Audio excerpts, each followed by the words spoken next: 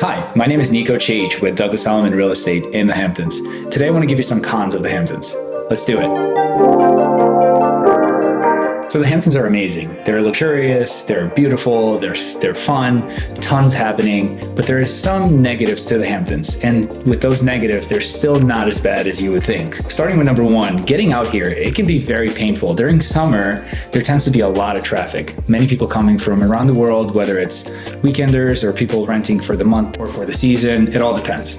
For the most part, if you go at the right time, you can avoid this painful, and I mean painful, times. So one thing you need to know is the trade parade.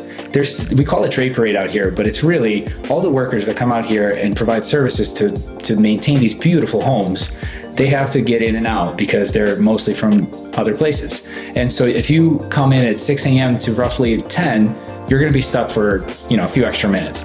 Also leaving in the afternoon, now the traffic really starts at like 3 to like 6, but then other things happen like events. So getting around the Hamptons can be pretty painful. There are many other ways to get into the Hamptons, such as train, bus, seaplane, Blade. Blade is amazing. So you can take the helicopter from Manhattan, but the best ones are Jitney and the train. If you take the train, you can get out here with a cannonball in less than 2 hours, which is amazing. You leave work and then you're out here in no time. The Jitney is nice, but it can be stuck in traffic just as a car can. But once you get to the Hamptons, then you're just out here. So many people rent for a month or 2 weeks. And you're not always going to be stuck in traffic. It's really just getting here. Once you're here, it's pretty convenient to get around. So driving out here, if you leave Manhattan in the afternoon after work on Friday, you can be here before the sunset and catch a nice dinner with your friends. If you time it the right way. If you don't, you can be stuck in the trade parade. Another negative of the Hamptons, as beautiful as the Hamptons are, it's still a seasonal town.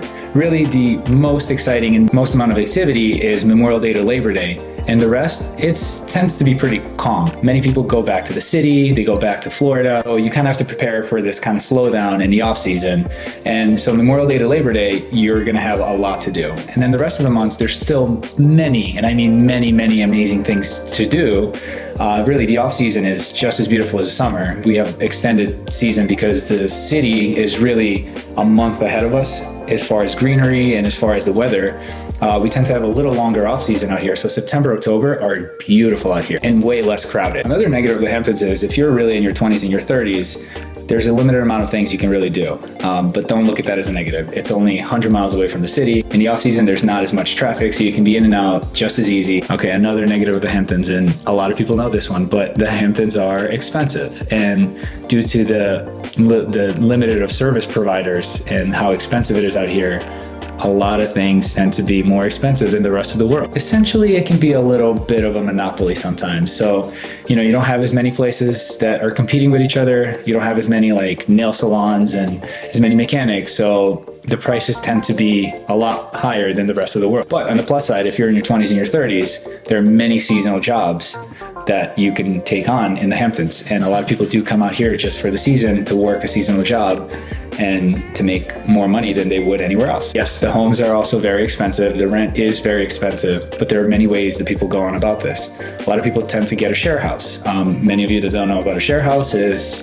somebody gets a home rented and then they rent rooms. So you share a house with kind of strangers, but also your friends, and there are many ways to do it. That is very common in the Hamptons, so don't feel weirded out. So that's a fun way to meet some amazing people from around the world. Okay, another thing is, I've been hearing this a lot. For the parents that have kids, sometimes it can be hard to find different sport teams for your kids, even though we have some of the most amazing schools out here that are really not utilized as much as the rest of the country, because a lot of people go back to the city and their kids go back to school there. So our schools are almost borderline private because there are only so many kids that go to these schools. But for those kids that go to school, there are not as many options for sports or activities that they want to do. But during summer, there's a lot of camps that go on. And so the kids are plenty entertained out here. Okay, another negative of the Hamptons. The winters are so cold, but that's why you have a warm home and a nice fireplace. So you can stay warm and have a nice glass of wine and read a book and have your peace and calm and nobody to disturb you. Okay, another negative of the Hamptons is when you're new and you don't know that many people out here, it can be very lonely. But once you spend a year and you get to know the locals and you get to know the people that are here for the summer or as long as they are, you get invited, you get included into these groups and events, and it feels a lot less lonely than you would think. A lot of people are worried about that, and they should be. I was, when I first moved out here, I didn't know that many people. Actually, I didn't know any people.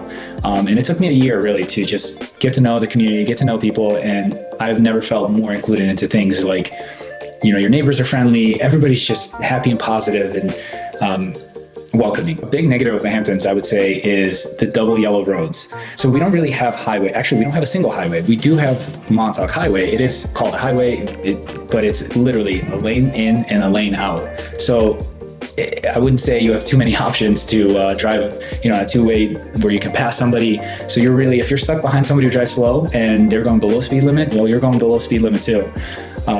So there's really no ways that you can cut through places, but there are a ton of secret roads that you can go around with, and I'll probably make a video of that. Okay, the last big negative of the Hamptons. If you're planning on traveling a lot, it's a 2-hour train ride to JFK, for example, or LaGuardia, or it's a 2-hour ride to any airport. We do have a small airport in Wainscott, but that does not have any international or any domestic flights other than private jets. So if you're a big traveler, it's a bit of a hike to get to the airport so you can go anywhere else. Another negative of the Hamptons, during summer, getting a reservation can be very, very hard and difficult. So you have to think ahead and plan ahead.